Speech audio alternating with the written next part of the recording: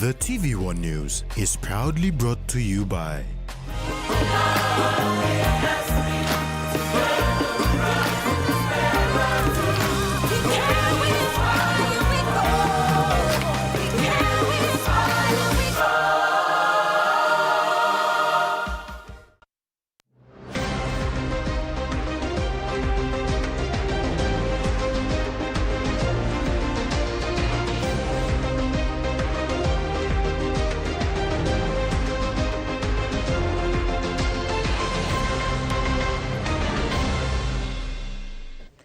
Hello and welcome to another edition of TVWAN News. I'm Carol Kiru Jr.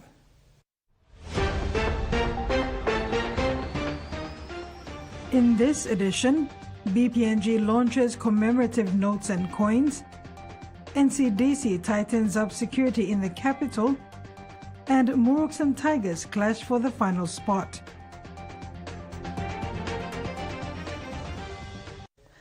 Papua New Guinea has officially launched a new commemorative 50 kina banknote and a coloured 50 toya coin to mark the country's 50th anniversary of independence. The Bank of PNG partnered with Note Printing Australia and the Royal Australian Mint to deliver this milestone release. The commemorative designs reflect the nation's history and independence journey. More than 20 million pieces of the redesigned 50 kina note and 2.5 million coloured coins will go into circulation this week. An MPA perspective, we've had a 35-year relationship with the Bank of Papua New Guinea, and of course we're delighted to be part of the journey and delighted to have been part of the journey for so long. But this is the first time we've developed a video that shows exactly how we prepare a polymer banknote for Papua New Guinea. As you'd expect, we are all at MPA incredibly proud of the banknotes we produce for PNG. And as a function of our close relationship, we also endeavour to deliver as much value as we can besides the provision of banknotes. The commemorative note is unique from past releases, featuring a comprehensive redesign rather than a simple overprint. The last special note was issued in 2018 for the APEC Summit. The official release into circulation of the coloured 50 toa coin and the 50 kina banknote are a fitting tribute to Papua New Guinea's 50th anniversary of independence. The Royal Australian Mint is very proud of its long association with the Bank of Papua New Guinea. Since 2010, more than 149 million coins have been produced in Canberra for the Bank of Papua New Guinea.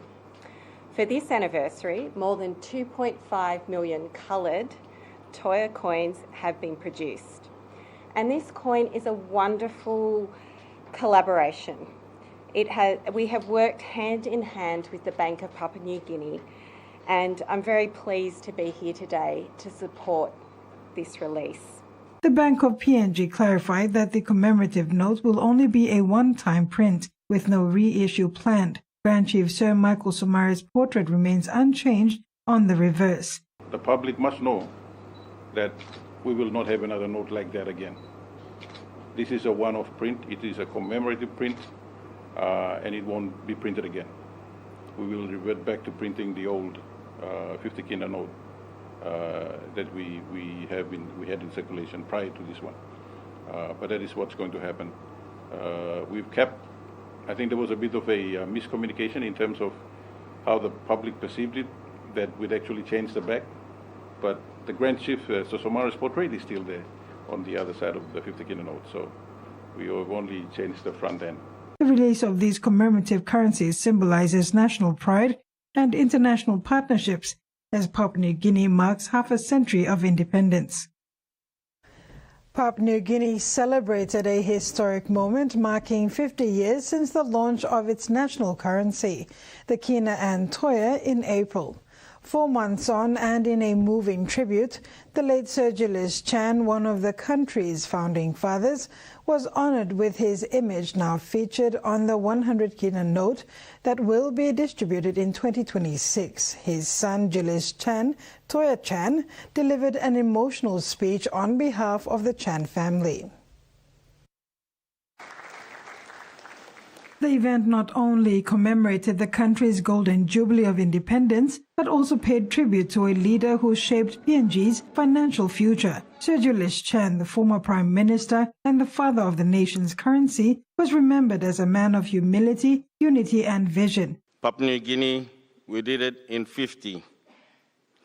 We have come a long way in a very, very short time. From hunters and gatherers to who we are today, lawyers, doctors, teachers, bankers, and so much more. We should be extremely proud of ourselves. Tonight is the start of a new beginning, the dawn of a new era, the second chapter of what the future holds for Papua New Guineans over the next 50 years. Let us reminisce and learn from the past to better the future. In 1975, as PNG prepared for independence, Sir Julius introduced the Kina and Toya, cementing the country's financial sovereignty. His son called the courage to launch a new currency a defining act of nationhood. I cannot imagine the courage it must have taken to launch our nation's own currency, but to forge our own identity. As a nation, independent from colonial masters, we must also acknowledge those in Treasury and Finance who worked to launch the PNG Kina and Toya in 1975. Sir Julius also built key state institutions, introduced PNG to global financial bodies, and led the country as Prime Minister for 2 terms. My father never sought accolades or titles during his lifetime. He lived to serve. There is no building, no office, no road named after him. Tonight is the first time he has been officially recognized for his contributions to this country. On the eve of what would have been his 85th birthday, Sir Julius was honored with a lasting legacy. His family expressed gratitude to Prime Minister James Marape and the Bank of PNG for recognizing his contributions. Sir Julius Chan's memory now lives on in the hearts of Papua New Guineans and in the nation's currency, a symbol of independence, pride and unity. Port Moresby is set to witness a historic cultural milestone as Papua New Guinean artists return home for the nation's 50th independence anniversary. The Returning Home exhibition brings together 5 leading PNG artists based in Australia: Grace Hasulabik, Uriel Bridgman, Leslie Wengembo, Jeremiah Nguyendoff, and Sergei Awong, showcasing works that celebrate heritage, identity, and resilience.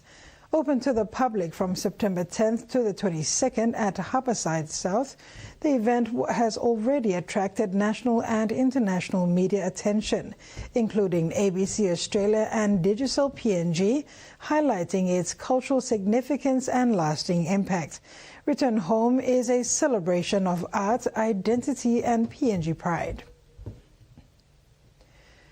Over 80 closed-circuit television cameras will be installed in designated areas around Port Moresby in the next few months as part of NCDC's CCTV rollout initiative.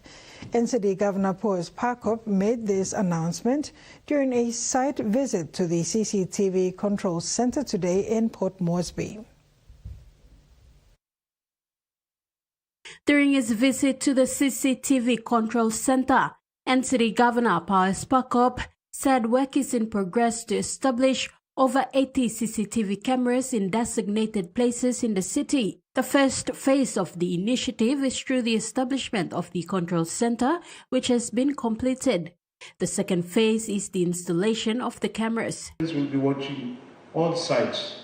So if there's an incident, maybe at 2 Mile or Koki or somewhere in Erima, somewhere in 8 Mile, the screen will shift immediately because the camera will be controlled by and the screen will be controlled by artificial intelligence. He said as the country approaches 50 years of independence, NCD is making an effort through this initiative to ensure the city is safe and secure for residents and visitors alike. Today too is to show that on the eve of our anniversary, our Golden Jubilee. We are putting all the effort towards making sure that the city is safe and secure. The police are doing their work, NCDC is doing their work, all the security personnel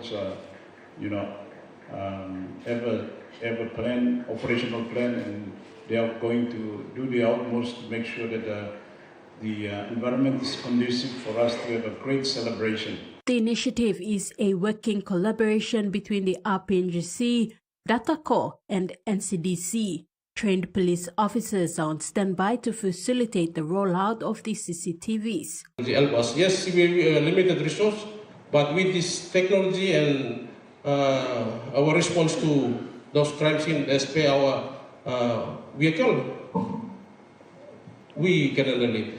Okay, we have some of the good reservists. However, Turi said the challenge they have is to train all police officers to drive this program, including technical expertise to assist police when need arises. We have trained drivers, more vehicles to attend to the response and controlled by police officers and others.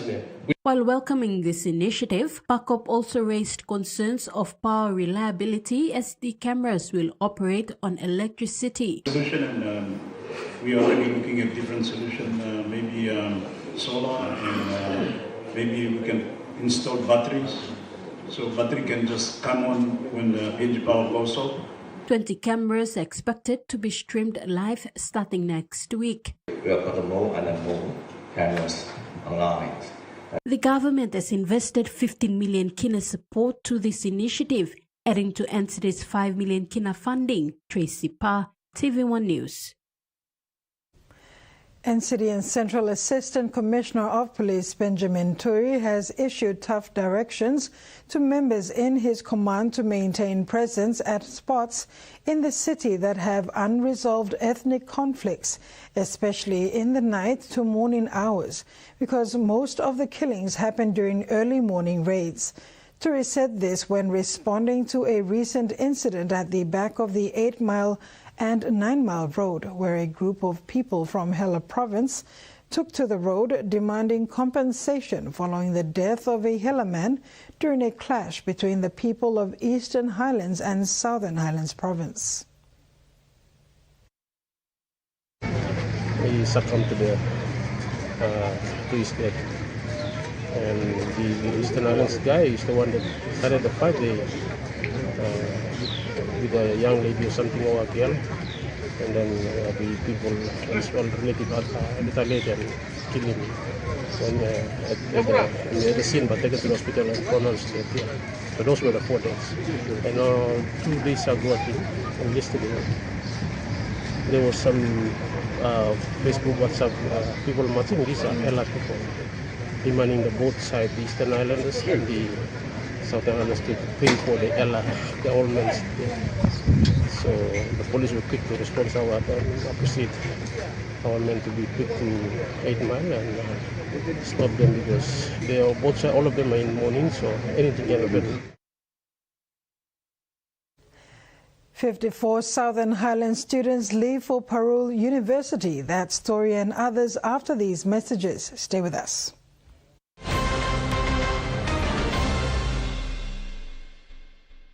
For too long, banking has felt out of reach for many. But now, BSP's One-Took Wallet is here to change that. Send and receive money, pay bills, and top up. It's your money, wherever, whenever. Because at BSP, we are committed to improving how our customers connect to our One-Talks, to our family, to the ones we love. BSP's One-Took Wallet. Money made easy. Dial *131# for everyone. From the rich soils of the Highlands, the finest coffee has been grown by generations of Papua New Guineans. Expertly blended and roasted with over 80 years of experience, making the finest cup of Nescafe New Guinea blend. PNG's own coffee. We've been traveling along this road together for over 50 years. Ella Motors acknowledges the visionaries and hard work that have been the driving strength to continued nation building. We live, prosper, sustainably grow with the community, whilst developing quality mobility chains, aspiring to be your first choice on every occasion. Ella Motors, celebrating with Papua New Guinea throughout our independence golden jubilee.